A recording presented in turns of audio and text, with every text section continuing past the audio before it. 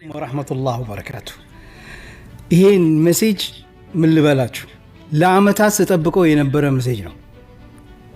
ምርጥ የአመቱ ሜሴጅ ብየዋለሁ። እንስማው። እኔ ብቻ ሳይሆን እናንተም በጉጉት የምትጠብቁት ስለሆነ ነው።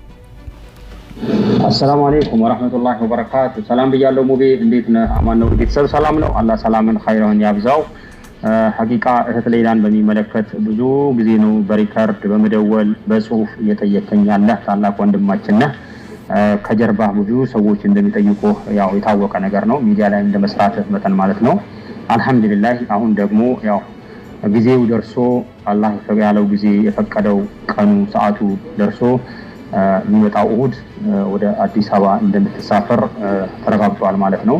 አልহামዱሊላህ ለሷ ጉዳይ በሚል የተጨነቁ ገንዘባቸውን ያወጡ ዱዓ ያደረጉ በጉልበታቸው የለፉ ቤተሰቦቿ ዘመድ አዝማድ ኢትዮጵያዊ በሙሉ ሙስሊም ክርስቲያን ሳይል ሀገተን ዋጋ የከፈለ ማህበረሰብ ነው።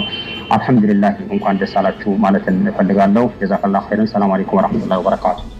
ወአለይኩም ሰላም ወራህመቱላሂ ወበረካቱ። ሐባይቢ እንደሰማችሁት ነው።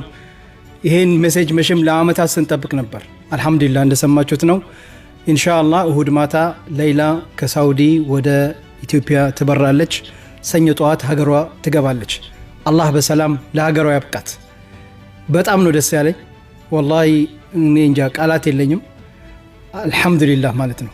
ኢንሻአላህ ደግሞ በሰላም ሀገሯ ገብታ ከቤተሰቦቿ ጋር ሆና የምናያት አላህ ያድርገን። እናንተም እንግዲህ ይህን ሰበር ዜና በጉጉት እንደምጠብቁት አውቃለሁ። እኔ ቃል ገብቼላችኋለሁ ትክክለኛውን መረጃ ሲደርሰኝ ወዲያው እንደማሳውቃችሁ። አሁን ኢንሻአላህ እሁድ ትበራለች ወደ ሀገሯ። አላህ በሰላም ለሀገሯ ያብቃት።